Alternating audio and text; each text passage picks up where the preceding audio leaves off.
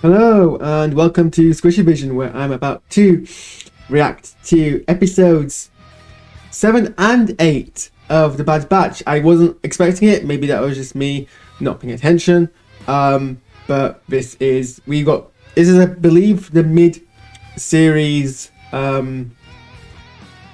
cliffhanger,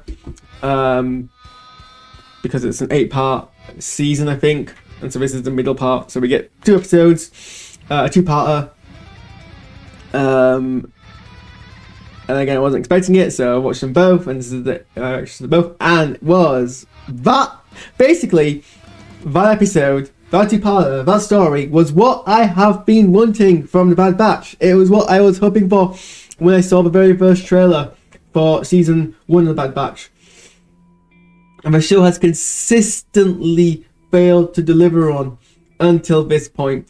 It was a good episode. It didn't even have Crosshair in it. I usually said my rule of thumb is if the Bad Batch are in it, it's gonna be, if Bad Batch are in it and it's focused around them, it's gonna be bad. If they're not in it, it'll be alright. If Crosshair's in it, it'll be good. If I had the first half of this 2 parts of the first episode had no Bad Batch in it, and so I kind of hit that rule, and it was really good. The second one had them in, but again they were never the focus. Again, so actually it kind of it still fits my rule, but they were really, even the parts I focused on were actually pretty decent because it actually was focusing on telling this really interesting political thriller. From the start, I was wanting the Bad Batch to show the transition between the Republic and the Empire. I wanted to see how the Emperor's now won this war. He's got all the power, and we know there's still several steps before we get from the Senate to the Imperials. We know that, you have to gradually wear people down, and you've done the big, you managed to do the lucky big sweeping maneuver to power, but you still need to hold on and solidify that power. You're a very powerful person.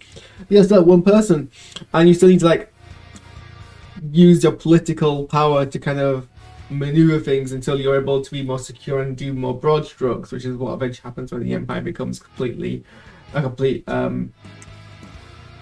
tyranny. And this was showing the exact thing.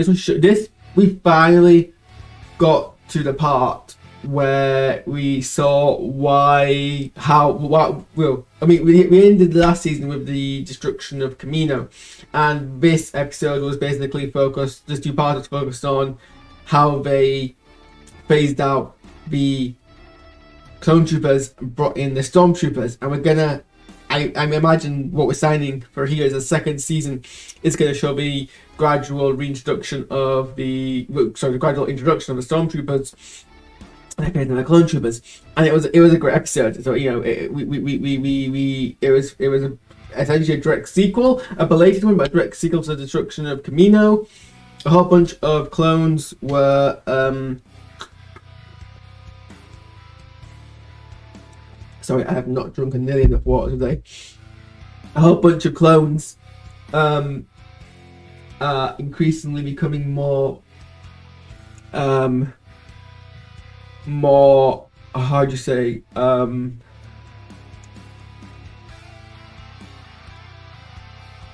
what's the word? Disillusioned with the Empire and the destruction of Camino was obviously going to be annoy a whole bunch of them.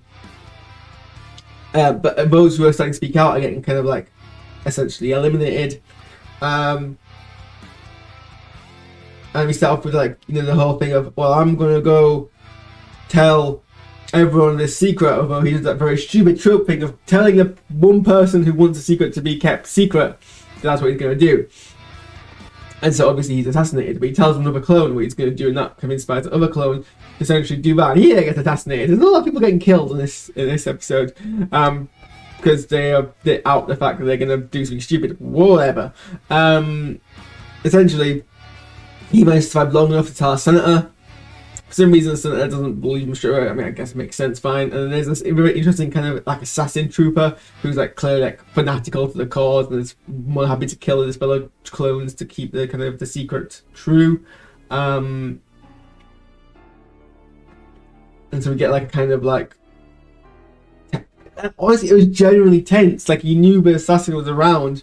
It was picking up Also, Senator Chuchi, I really love as a character from the Clone Wars, and I'm glad she returned. I really enjoyed watching her in the Clone Wars. It's the person who's behind me, and seeing her in this episode was really good.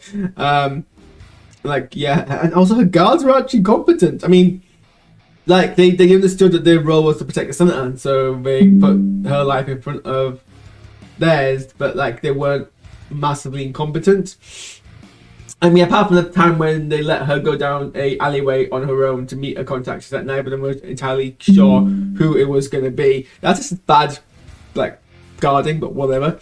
And the episode was tackling like genuinely like mature political topics. How do you know, the introduction of the clones were in the first place were a political maneuver to grab power, but they were done under the excuse of national security in the Clone Wars. So how do you justify having more military when supposedly the war's finished? A lot of people kind of scheme around the background to discredit certain individuals. The rights of clones is a very interesting allegory, and Star Wars is often bad with its allegory.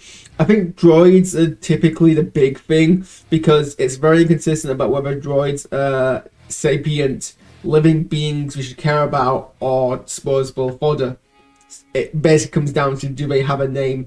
Are they a main cast member? If they are, we're meant to care about them.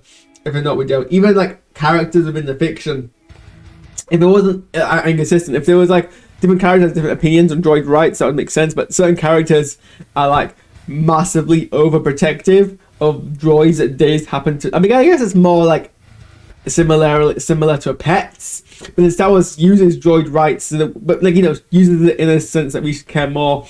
Because Star Wars isn't usually the best with consistent allegory, and maybe the droids thing is, it still hasn't been done very well, but it's getting there. And it's like, well, after the war, you know, a lot of people treat these droids as basically the same as droids. Treat the clones basically the same as droids, just with kind of, you know, obviously being living flesh and blood. Others are like, well, no, for people, it should be citizens of the Republic. Also, I love the fact that I can now reach out because with my old webcam, I don't know if this is the first time I've done a reaction with my new setup yet, but when I was doing my webcam, and I wasn't able to fill my entire screen with a green screen, so I had to crop in my video for me to create the illusion that I was sitting in front of an actual background. I had to like keep my arms closed because everybody's out here to crop off. But now I can just put my hands wherever I want and it will look fine. Happy days. But that's getting lightheaded. So let's go with time. And the second episode was kind of a more you know, straightforward batch episode. There's a mission to accomplish and they were brought in. But it was still fun because they split it into like two parts and they were pretty much self-contained. So Chuchi was still kind of doing her deal of trying to uncover evidence. Bad Batch had a mission to basically break into the Admiral's ship and steal some secret plans that the clone had hidden there.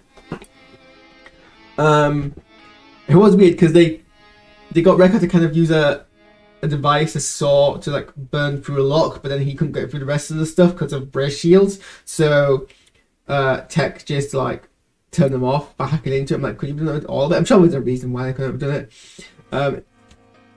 There's still kind of also okay. Here's the one thing I'm not massively fond of, and I think kind of needs to be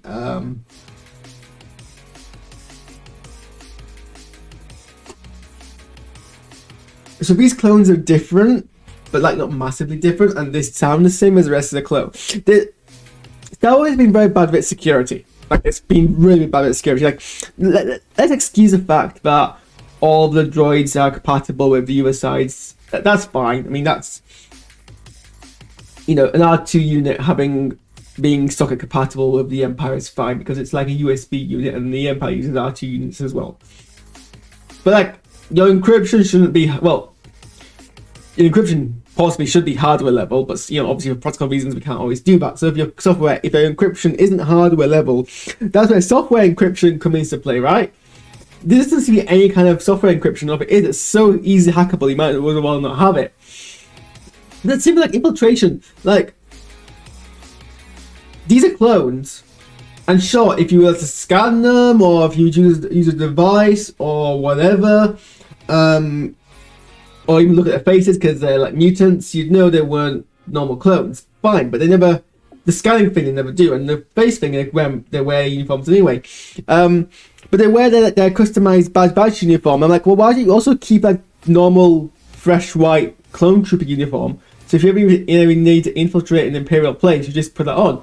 And because they've not established that they scan clones, make sure that they're like the right clones, the right place. I mean, often they ask them to like give security codes, but that's like if they do something suspicious. And the Bad Batch are meant to be this elite team of clones who are meant to be like really good at missions. So you'd think they'd be good at infiltration missions, right? So they would like know how to, and also they used to be clones, so they know all the codes and stuff. You'd think, or at least they know enough to like not get spotted as suspicious. So why do they keep trying to infiltrate places wearing their own uniform where you're like, I know you're not who you say you are? That just bothers me. But yeah, the next one was like, I was like, oh, okay. Well, here's the thing. I know the clones don't survive. Like, they don't kept, like, we know the stormtroopers are brought in. We know the bill passes. It must do. So we know it's fail. It's about dramatical irony, which this episode does actually very well, because sometimes like you get these weird in the Clone Wars and Rebel and Bad Batch gets weird moments of victory, which historically don't really work thematically, because this is meant to be the losing part of the good guy side. So it's just like this false bit of like hope kind of issue. I mean, on a meta level, not like necessarily a character level. And I was like, oh, well, how are they going to fail? Or are they going to succeed and we're just going to get like a not a retcon, but like a course correct later on? But no, it was actually even better. So it looks like they succeed. You're like, well, how does this make sense? Because we know a bill passes. So I'm like, oh, I'm just wondering, oh, well, does this succeed here? And then later on, it gets brought in for a different reason. It's just like one of the situations where they cause a delay in their plans, but ultimately they can't stop the big machine thing, which I guess is fine, would be disappointing. But no, alarm goes off in the Senate, Palpatine arrives, and everyone's like, this show literally makes Palpatine, I mean, it doesn't make him, he's already just kind of like a face, but this show does a very good job of reinforcing that Palpatine is this intimidating presence and this like evil dark force user sorcerer, because he like rises up, like literally, like people mentioned earlier, oh, Palpatine's like doesn't never set up these things, and once you create a distance between like your enemy, you kind of are able to not be afraid of them anymore. But he rises up, the entire Senate hushes as Palpatine enters the Senate. His like distinct music, his the vocal cords are playing. In universe, obviously, if it was, but an alarm goes off. Like he has his own kind of chime that he's about to enter, like a kind of and he doesn't speak at first. He lets his aide speak for him, and then he speaks, and he's like, and this is I think actually the best portrayal of Palpatine as a politician, because if you forget, he was a politician. Most of when he was a Sith Lord, most of when he was an Emperor, he's a very good politician, and he's basically like. And it's not an original kind of twist. It's been done the heck, but the fact that it did it so well this episode is what made it great. He was like, he basically threw Admiral Rampart on the bus. He said Admiral Rampart was working under his own kind of political mechanisms. He was doing it to kind of reinforce his own career. He wasn't endorsed by the rest of the Empire. And then the killing blow was, he was like, but the clones, they still helped him destroy Camino. So they didn't question the order. They weren't like, well, why are we shooting our own home planet? Clearly, we can't use the clones like as our security force. We can't keep them for military usage. Yeah, so even if Rampart like was trying to mess things up, he still got the right idea. Let's pass the bill. And I think they're Bad Batch too hard on themselves about being played. I think they would have. I think it would have. If they intervened, it would have happened either way. They just put into a very much a lose situation. But that was so good. Like I said, it's not original. But Star Wars isn't meant. The thing is, Star Wars is never meant to be original in the sense that it was always designed, it was always created as homage, and I think Star Wars is best when it takes parts of Star Wars. Even if you don't realize it, the parts of Star Wars which get praised the most are always the parts which are direct homages. So you know, obviously the original Star Wars is the homage to kind of space opera, but there's some Japanese martial arts in there. And obviously the Mandalorian is a space western. It takes very strong inspirations from westerns. And this episode itself had a direct quote from the film All the President's Men, about the Westgate scandal. I've not actually seen it, but by pure coincidence I was reading about it today, so I recognised that quote, "Follow the money." It was like a direct homage to that, and it was so good. This was great.